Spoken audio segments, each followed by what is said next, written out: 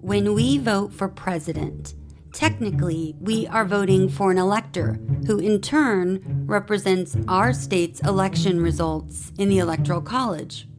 But what if those electors don't want to cast their vote in agreement with the election results? Can they choose to cast their vote in some other way? Or is the vote of electors largely a technicality that is actually determined by other factors entirely? In 2020, the Supreme Court decided two very similar cases on this issue. Chiafalo v. Washington, which I'll be reading today, and Colorado Department of State v. Baca. They ask the court whether the Constitution allows a state to enforce a presidential elector's pledge to support his party's nominee and the state voter's choice for president.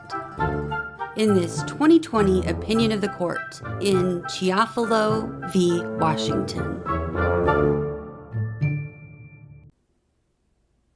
Justice Kagan delivered the opinion of the court. Every 4 years, millions of Americans cast a ballot for a presidential candidate. Their votes, though, actually go toward selecting members of the Electoral College, whom each state appoints based on the popular returns. Those few electors then choose the president. The states have devised mechanisms to ensure that the electors they appoint vote for the presidential candidate their citizens have preferred. With two partial exceptions, every state appoints a slate of electors selected by the political party whose candidate has won the state's popular vote. Most states also compel electors to pledge in advance to support the nominee of that party. This court upheld such a pledge requirement decades ago, rejecting the argument that the Constitution demands absolute freedom for the elector to vote his own choice. Today we consider whether a state may also penalize an elector for breaking his pledge and voting for someone other than the presidential candidate who won his state's popular vote. We hold that a state may do so. Part 1. Our Constitution's method of picking presidents emerged from an 11th hour compromise. The issue, one delegate to the convention remarked, was the most difficult of all that we have had to decide. Despite long debate and many votes, the delegates could not reach an agreement. In the dying days of summer, they referred the matter to the so-called Committee of 11 to devise a solution. The committee returned with a proposal for the Electoral College. Just 2 days later, the delegates accepted the recommendation with but a few tweaks.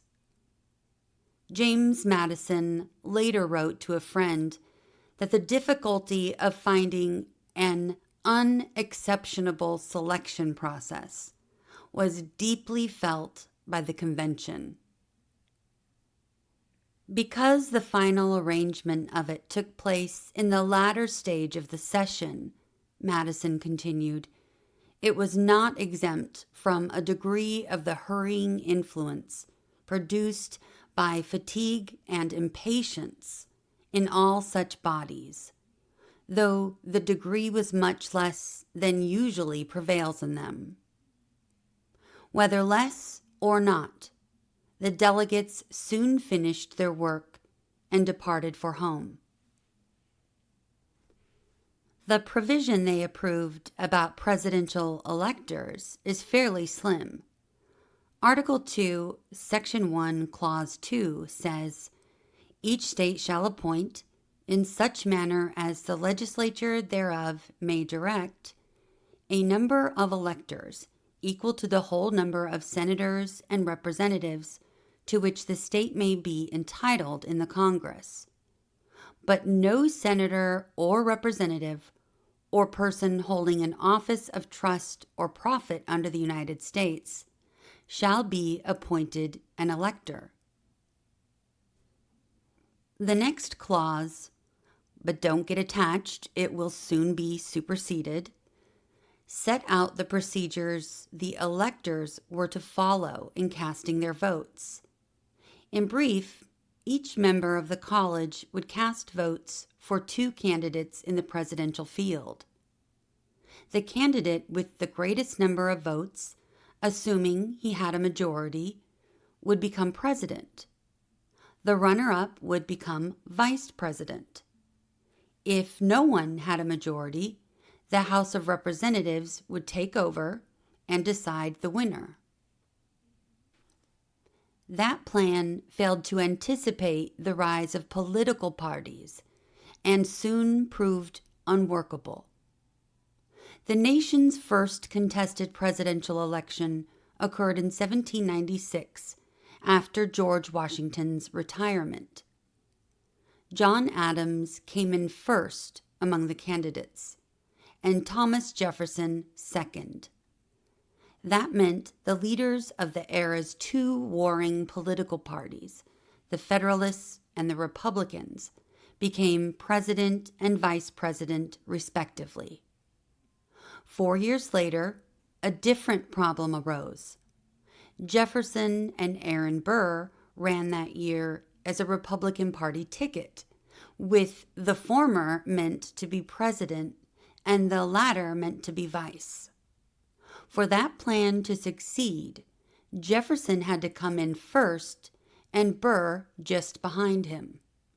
Instead, Jefferson came in first and Burr did too. Every elector who voted for Jefferson also voted for Burr, producing a tie. That threw the election into the House of Representatives, which took no fewer than 36 ballots to elect Jefferson.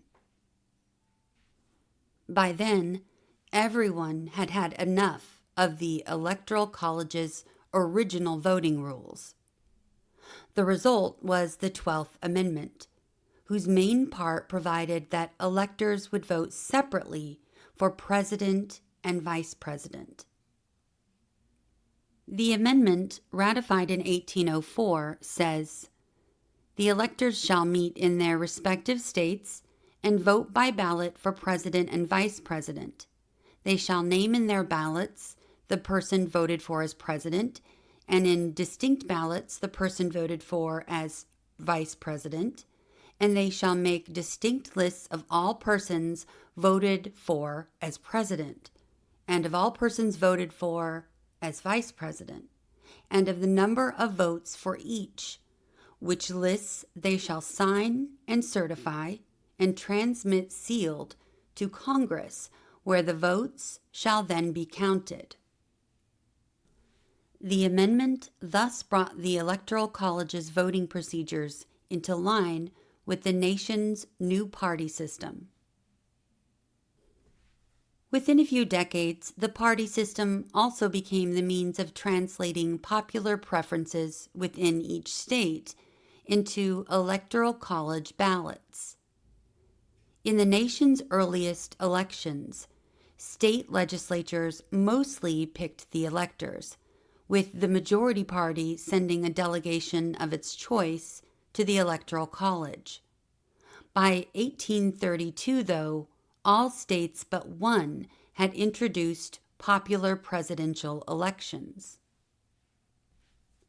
At first, citizens voted for a slate of electors put forward by a political party, expecting that the winning slate would vote for its party's presidential and vice presidential nominee in the Electoral College. By the early 20th century, citizens in most states voted for the presidential candidate himself. Ballots increasingly did not even list the electors.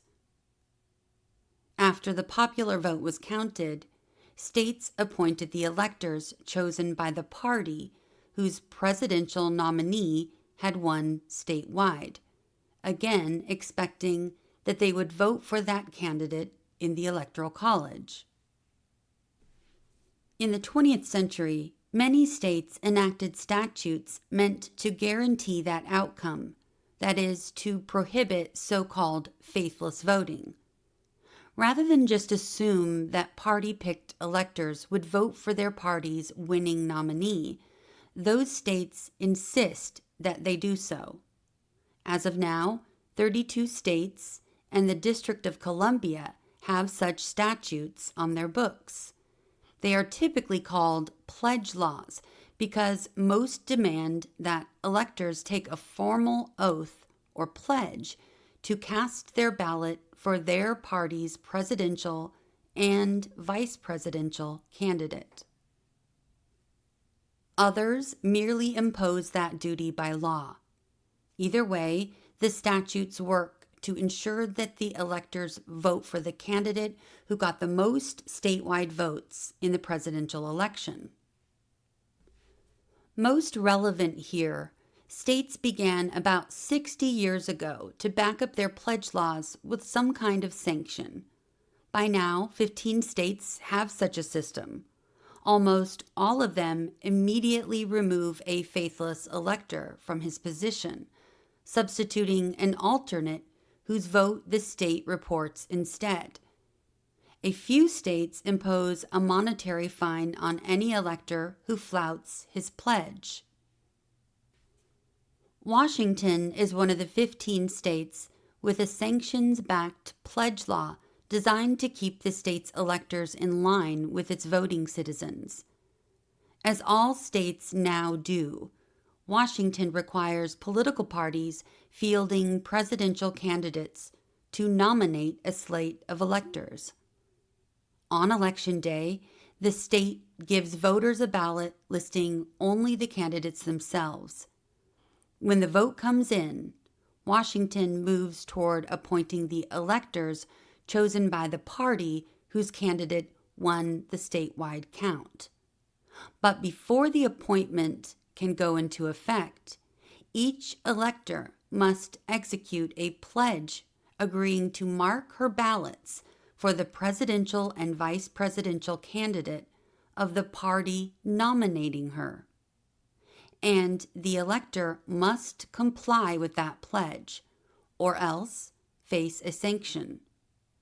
At the time relevant here, the punishment was a civil fine of up to $1,000.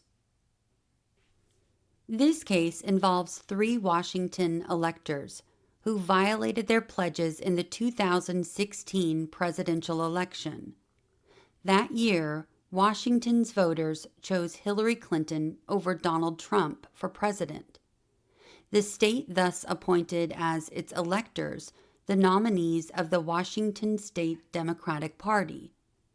Among those Democratic electors were petitioners Peter Chiafalo, Levi Guerra, and Esther John, or the electors.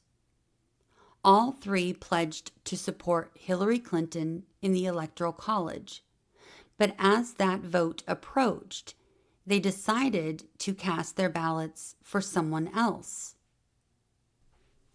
The 3 hoped they could encourage other electors, particularly those from states Donald Trump had carried, to follow their example.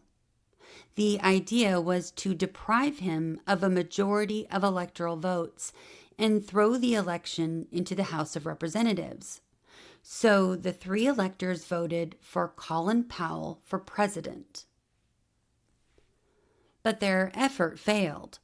Only 7 electors across the nation cast faithless votes, the most in a century, but well short of the goal.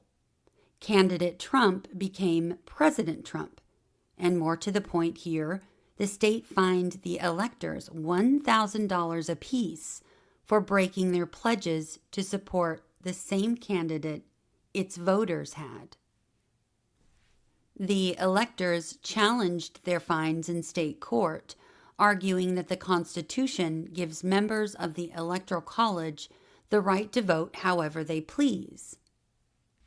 The Washington Superior Court rejected the elector's claim in an oral decision, and the state's Supreme Court affirmed that judgment. The court relied heavily on our decision in Ray v. Blair, upholding a pledge requirement, though one without a penalty to back it up. In the state court's view, Washington's penalty provision made no difference. Article 2 of the Constitution, the court noted, grants broad authority to the states to appoint electors, and so to impose conditions on their appointments.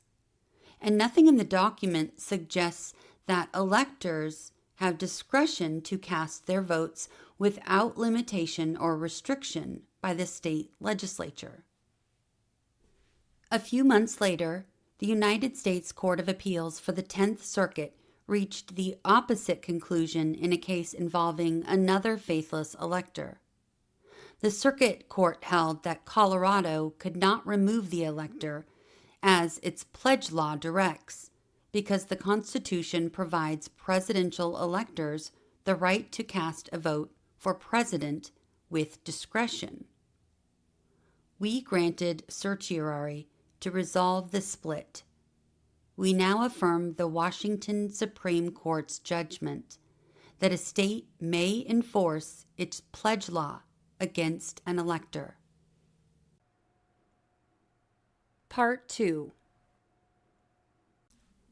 As the state court recognized, this court has considered elector pledge requirements before. Some 70 years ago, Edmund Blair tried to become a presidential elector in Alabama. Like all states, Alabama lodged the authority to pick electors in the political parties fielding presidential candidates. And the Alabama Democratic Party required a pledge phrased much like Washington's today. No one could get on the party's slate of electors without agreeing to vote in the Electoral College for the Democratic presidential candidate. Blair challenged the pledge mandate. He argued that the intention of the founders was that presidential electors should exercise their judgment in voting. The pledge requirement, he claimed, interfered with the performance of this constitutional duty to select a president according to the best judgment of the elector. Our decision in Ray rejected that challenge. Neither the language of Article 2, Section 1, nor that of the 12th Amendment, we explained, prohibits a state from appointing only electors committed to vote for a party's presidential candidate. Nor did the nation's history suggest such a bar. To the contrary, history teaches that the electors were expected to support the party nominees as far back as the earliest contested presidential elections. Long-standing practice thus weighed heavily against Blair's claim, and current voting procedures did too. The court noted that by then, many states did not even put electors' names on a presidential ballot. The whole system presupposed that the electors, because of either an implied or an oral pledge, would vote for the candidate who had won the state's popular election. Ray, however, reserved a question not implicated in the case. Could a state enforce those pledges through legal sanctions, or would doing so violate an elector's constitutional freedom to vote as he may choose in the Electoral College? Today, we take up that question. We uphold Washington's penalty-backed pledge law for reasons much like those given in Ray. The Constitution's text and the nation's history both support allowing a state to enforce an elector's pledge to support his party's nominee and the state voter's choice for president. Section A. Article 2, Section 1's appointments power gives the states far-reaching authority over presidential electors, absent some other constitutional constraint. As noted earlier, each state may appoint electors in such manner as the legislature thereof may direct. This court has described that clause as conveying the broadest power of determination over who becomes an elector. And the power to appoint an elector in any manner includes power to condition his appointment, that is, to say what the elector must do for the appointment to take effect. A state can require, for example, that an elector live in the state or qualify as a regular voter during the relevant time period. Or more substantively, a state can insist that the elector pledge to cast his Electoral College ballot for his party's presidential nominee, thus tracking the state's popular vote. Or, so long as nothing else in the Constitution poses an obstacle, a state can add, as Washington did, an associated condition of appointment. It can demand that the elector actually live up to his pledge on pain of penalty, which is to say that the state's appointment power, barring some outside constraint, enables the enforcement of a pledge, like Washington's. And nothing in the Constitution expressly prohibits states from taking away presidential electors' voting discretion as Washington does. The Constitution is bare bones about electors. Article 2 includes only the instruction to each state to appoint in whatever way it likes as many electors as it has senators and representatives. The 12th Amendment then tells electors to meet in their states, to vote for president and vice president separately, and to transmit lists of all their votes to the President of the United States Senate for counting. Appointments and procedures, and that is all. The framers could have done it differently. Other constitutional drafters of their time did. In the founding era, 2 states, Maryland and Kentucky, used electoral bodies selected by voters to choose state senators. The constitutions of both states, Maryland's drafted just before and Kentucky's just after the U.S. Constitution, incorporated language that would have made this case look quite different. Both state constitutions required all electors to take an oath to elect without favor, affection, partiality, or prejudice such persons for senators as they, in their judgment and conscience, believe best qualified for the office. The emphasis on independent judgment and conscience called for the exercise of elector discretion. But although the framers knew of Maryland's Constitution, no language of that kind made it into the document they drafted. The electors argue that 3 simple words stand in for more explicit language about discretion. Article 2, Section 1 first names the members of the Electoral College, electors. The 12th Amendment then says that electors shall vote, and that they shall do so by ballot.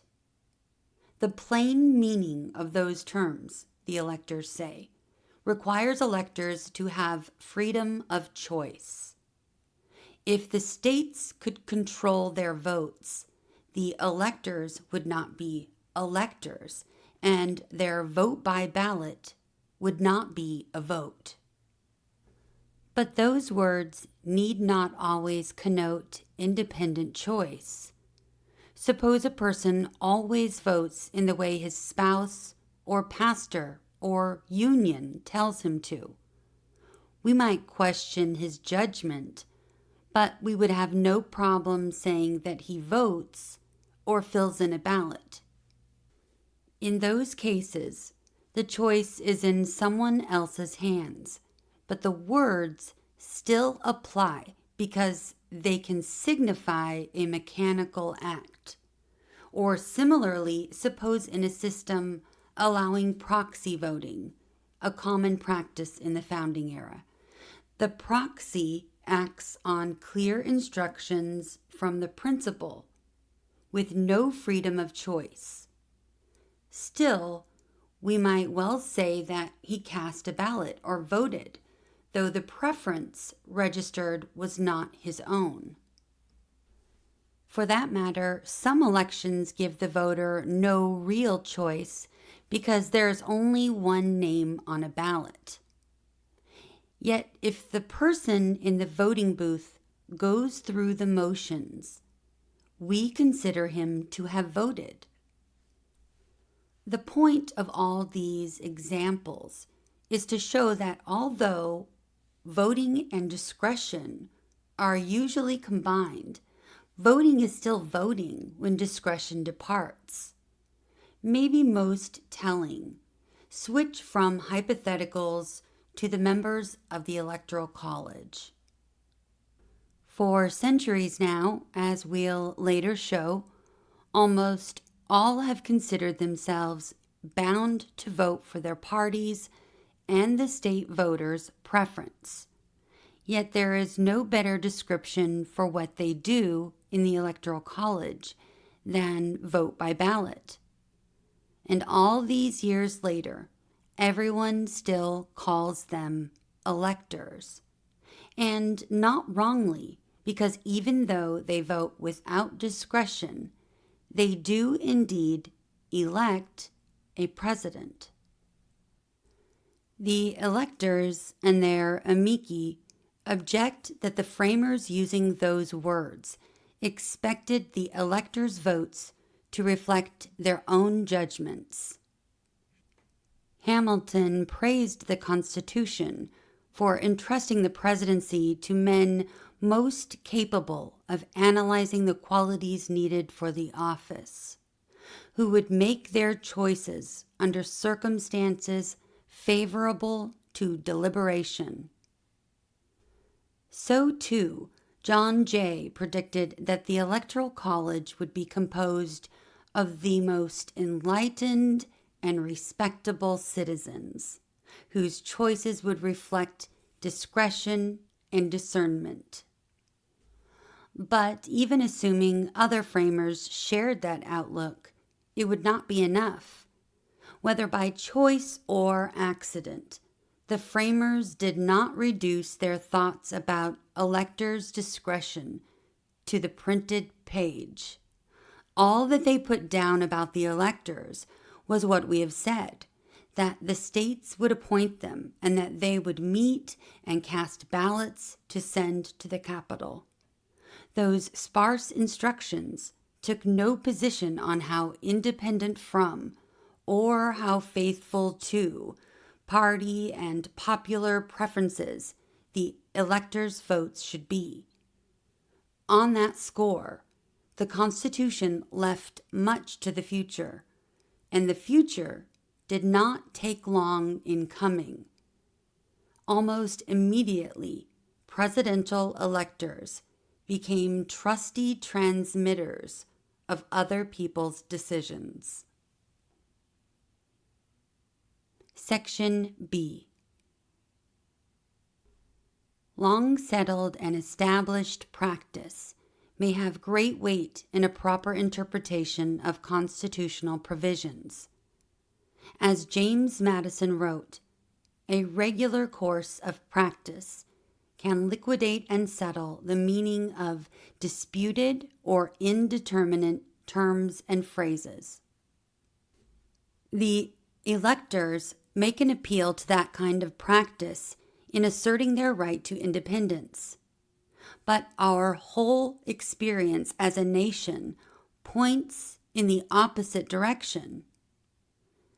Electors have only rarely exercised discretion in casting their ballots for president.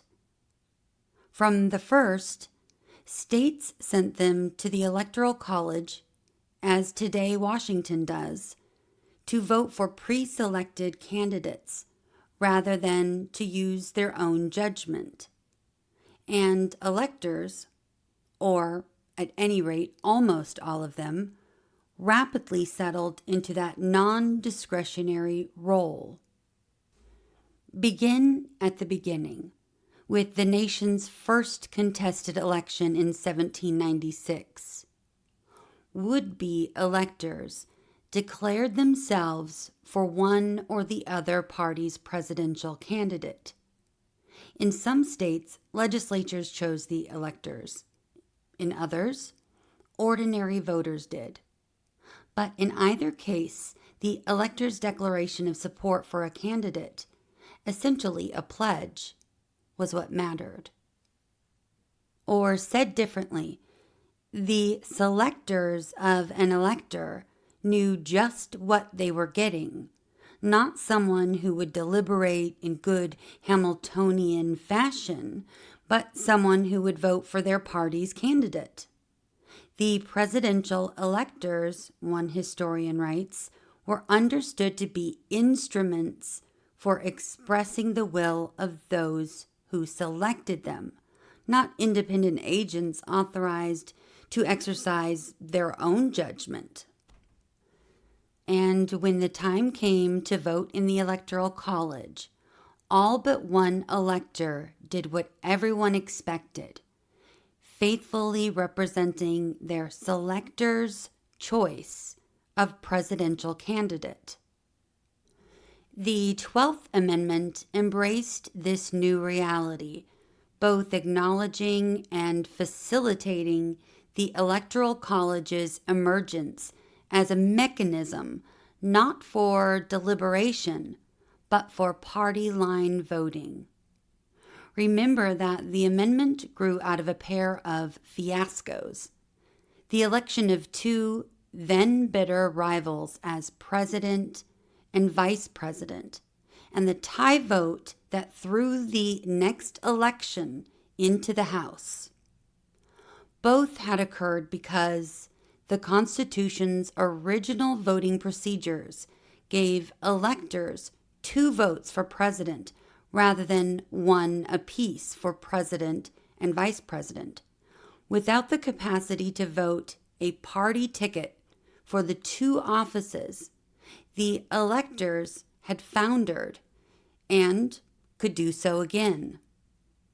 If the predominant party's electors used both their votes on their party's 2 candidates, they would create a tie.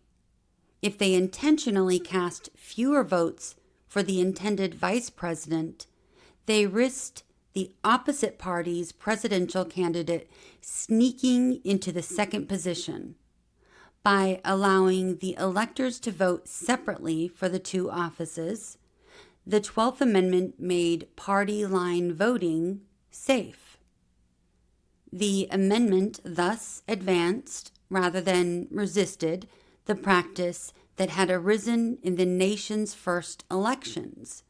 An elector would promise to legislators or citizens to vote for their party's presidential and vice presidential candidates, and then follow through on that commitment. Or, as the court wrote in Ray, the new procedure allowed an elector to vote the regular party ticket and thereby carry out the desires of the people who had sent him to the Electoral College. No independent electors need apply. Courts and commentators throughout the 19th century recognized the electors as merely acting on other people's preferences. Justice Story wrote that the electors are now chosen wholly with reference to particular candidates, having either silently or publicly pledged how they will vote. Nothing is left to the electors, he continued, but to register their votes which are already pledged. Indeed, any exercise of an independent judgment would be treated as a political usurpation, dishonorable to the individual, and a fraud upon his constituents. Similarly, William Rawle explained how the Electoral College functioned. The electors do not assemble in their several states for a free exercise of their own judgments, but for the purpose of electing the nominee of the predominant political party, which has chosen those electors. Looking back at the close of the century, this court had no doubt that Story's and Rawle's descriptions were right. The electors, the court noted, were chosen simply to register the will of the appointing power in respect of a particular candidate. State election laws evolved to reinforce that development, ensuring that a state's electors would vote the same way as its citizens. As noted earlier, state legislatures early dropped out of the picture. By the mid-1800s, ordinary voters chose electors, except that increasingly they did not do so directly. States listed only presidential candidates on the ballot, on the understanding that electors would do no more than vote for the winner. Usually, the state could ensure that result by appointing electors chosen by the winner's party. But to remove any doubt, states began in the early 1900s to enact statutes requiring electors to pledge that they would squelch any urge to break ranks with voters. Washington's law, penalizing a pledge's breach, is only another in the same vein. It reflects a tradition more than 2 centuries old. In that practice, electors are not free agents. They are to vote for the candidate whom the state's voters have chosen. The history going the opposite way is one of anomalies only. The electors stress that since the founding, electors have cast some 180 faithless votes for either president or vice president. But that is 180 out of over 23,000. And more than a third of the faithless votes come from 1872, when the Democratic Party's nominee died just after Election Day. Putting those aside, faithless votes represent just 0.5% of the total. Still, the electors counter. Congress has counted all those votes. But because faithless votes have never come close to affecting an outcome, only one has ever been challenged. True enough, that one was counted, but the electors cannot rest a claim of historical tradition on one counted vote in over 200 years. And anyway, the state appointing that elector had no law requiring a pledge or otherwise barring his use of discretion. Congress's deference to a state decision to tolerate a faithless vote is no ground for rejecting a state decision to penalize one. Part 3. The elector's constitutional claim has neither text nor history on its side. Article 2 and the 12th Amendment give states broad power over electors and give electors themselves no rights. Early in our history, states decided to tie electors to the presidential choices of others, whether legislatures or citizens. except that legislatures no longer play a role. That practice has continued for more than 200 years. Among the devices states have long used to achieve their object are pledge laws designed to impress on electors their role as agents of others. A state follows in the same tradition if, like Washington, it chooses to sanction an elector for breaching his promise. Then, too, the state instructs its electors that they have no ground for reversing the vote of millions of its citizens. That direction accords with the Constitution, as well as with the trust of a nation that here we the people rule. The judgment of the Supreme Court of Washington is affirmed.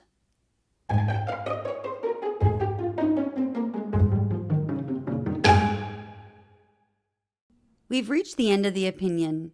If you'd like to request a particular opinion to be read on the show, or you just want to say hello, navigate your way to the show's website at whatscotuswroteus.podbean.com and click on the Contact tab. Until next episode, thanks for listening to What SCOTUS Wrote Us.